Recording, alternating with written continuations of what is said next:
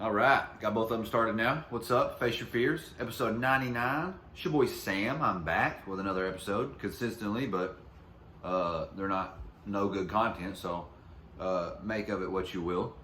So I was scrolling through TikTok earlier today because I am scum of the earth and I have myself a TikTok.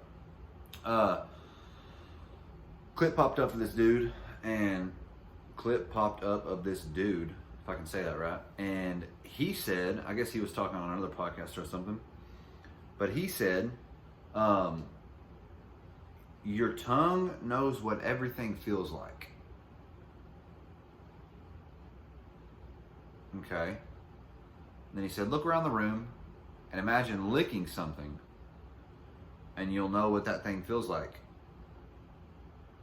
Now, I don't know if he specifically meant like to touch or on your tongue, but I was like looking around and I was like, well, I got like a remote right here. I could imagine what that would feel like on my tongue. I've got an envelope over here. I could probably imagine what that would feel like as well. And I was a little high too, so I was like, damn, that's kind of trippy. Like, why is my tongue so smart? My shit outsmarting me? But then I started thinking about it a little bit more and I was like, well, it's probably got something, there's probably a correlation between like your sense of touch and your tongue. And then I was thinking a little bit more because I was still high. I was like, well, maybe like we licked shit a bunch as a kid and it stayed in our memory or something like that.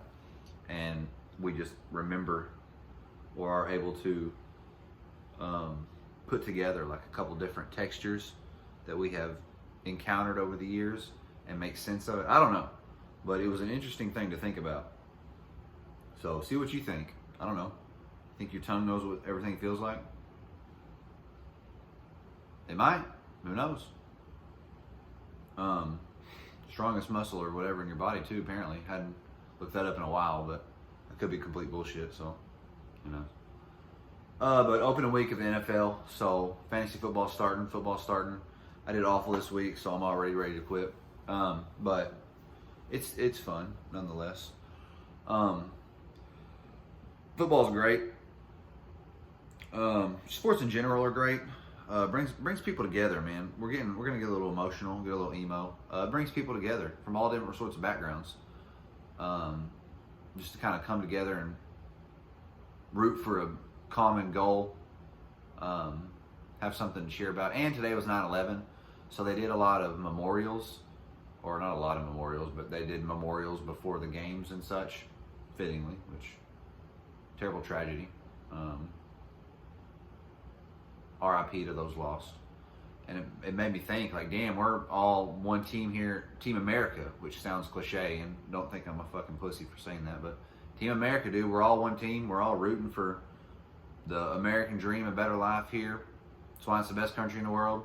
That's why we have football, because we're the best country in the world, best sport in the world. Debatable, but Eagle flies across the screen right now. Then I go enlist. No, that's not about to happen, but football, baby. It made me feel more American, I guess. I don't know what the fuck that's about. But I got a cool article that I'm going to share with you. I found some science shit, so you can hear something kind of cool, I guess, if you're listening. So we have, what this article says is the oldest known surgical amputation, which occurred around 31,000 years ago. So here's what the article says. A child who lived in Indonesia or on the Indonesian island of Borneo around 31,000 years ago underwent the oldest known surgical operation, which was an amputation of the left lower leg.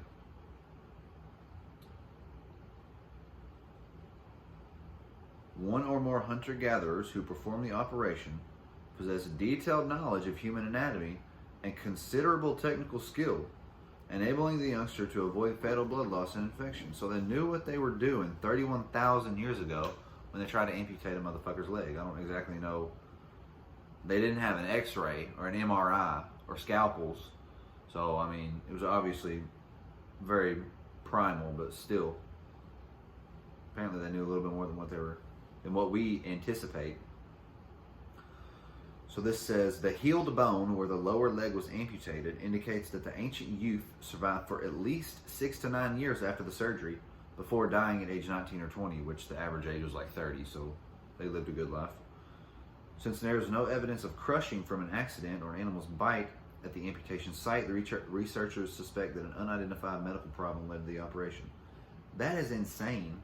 This was off of bones that they found, where they've got the picture of them right here. It's just from the pelvis down. And I guess they were... No, it's not the pelvis down. It's the foot down is what it looks like. Lower left leg. Yeah, it looks like they're missing like shin bone. Like half of their shin down is gone, so a little bit more than the ankle. Let's see.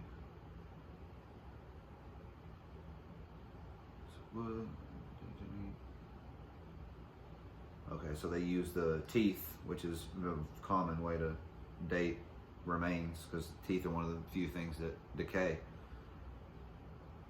It says until now, the oldest known amputation was from a farmer in France whose left forearm was surgically moved nearly 7,000 years ago. And I talked about in North Africa, there was a skull surgery 13,000 years ago. I talked about that in one of my earlier episodes, so I think it's called 13,000-year-old skull surgery or something like that. Go check it out if you want to hear about that. Me and Dylan talked about that one. It says, faced with rapid wound infections from a tropical region, the ancient people on Borneo developed antiseptic treatments from local plants. Cool. It's unknown what type of tools they used. This was during the Stone Age, and whether the patient was sedated on a plant-based concoction. So they might have just used really sharp rocks. I don't know. Is there a concoction you can make out of plants that you find in the tropics to sedate somebody or remove, like Novocaine, put some Novocaine in that thing? Lidocaine, those are the numbing shits. That's interesting though. I saw that whenever I was looking through this little website thing here. I go to this science news thing and just look at all the stories that are coming out. They've got them broken down by categories, and so like chemistry, climate, animals, neuroscience, health and medicine, paleontology, anthropology, plants, different articles about different things, and they come out Monday through Friday, every day, new articles, always by different people. So if you want to read some science shit, see what's going on in the science world, check it out, sciencenews.org. I'm not sponsored, but it'd be cool if I was. If I was sponsored, I'd probably do a lot more science stuff. Should I do a lot more science stuff? I don't know. The episodes probably aren't going to be as long, because I really don't have as much to talk about unless I find something that I get really passionate about. I didn't really have too much to talk about today. I just don't know which way I want to go from here. Because I don't have random shit to talk about all the time. Cool stuff doesn't happen to me all the time, unfortunately. Like it feels like it does with some other people. So if it wasn't science stuff, it would be like health, fitness stuff, because that's pretty much the only other things that I do.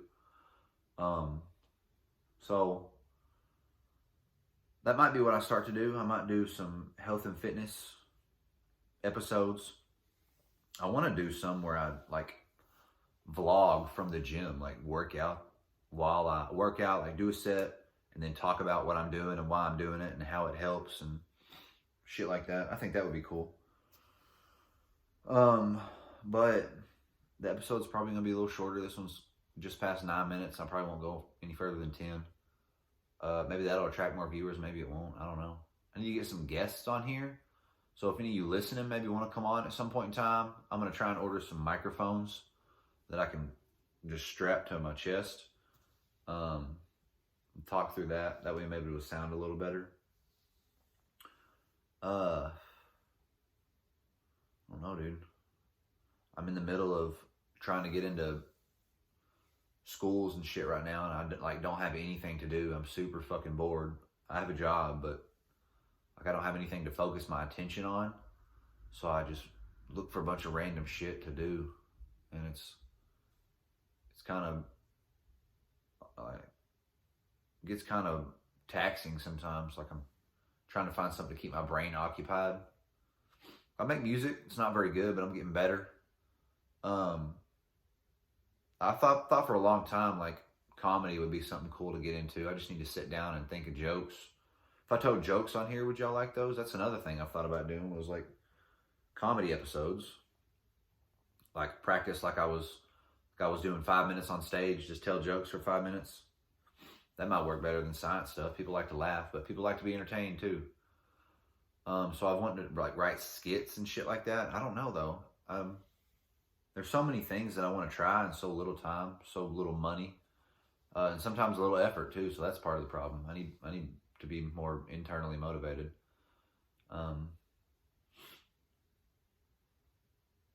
You know, comedy, fitness, health, and science shit, space shit. I like a lot of things. I can't. That's why I don't want to pick a niche.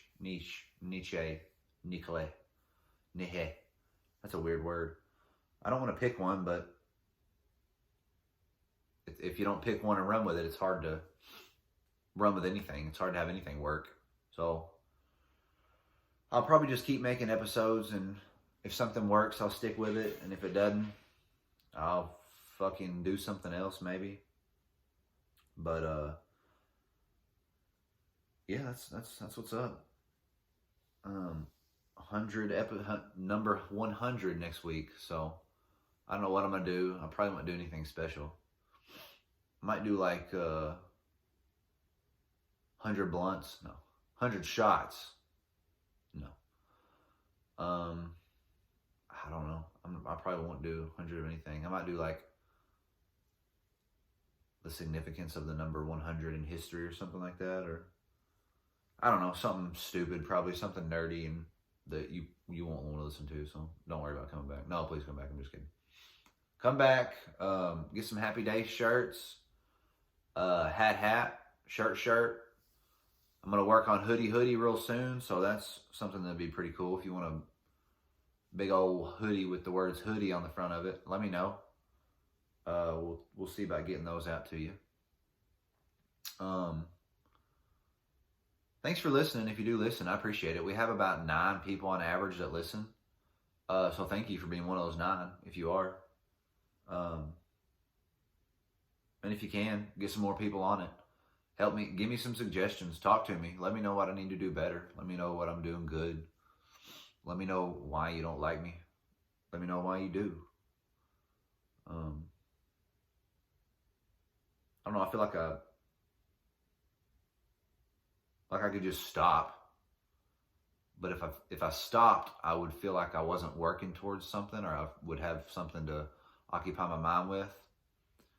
And I also want to like be occupying my time with something that, yeah, it's probably like not gonna work out, but if it does, there's big upside, like with a podcast or with music or with clothes. Like there's a low chance, but if I do happen to hit that low chance, it's a big ceiling. Like it can go a lot of places. And I'm still also trying to do more realistic, attainable things, which is what I would like to do if I were to get into PT school. Like maybe turn this into like a PT podcast or like a health and wellness podcast, which would be cool. Comedy PT, that's probably not any funny, but probably not funny stuff, but who knows?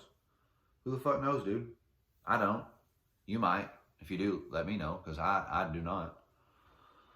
But I'm going to go ahead and end the episode. I said I wasn't going more than 10 minutes. I'm almost here at 15. So thanks for listening again. Come back next week. That's what's up, dude. Peace out.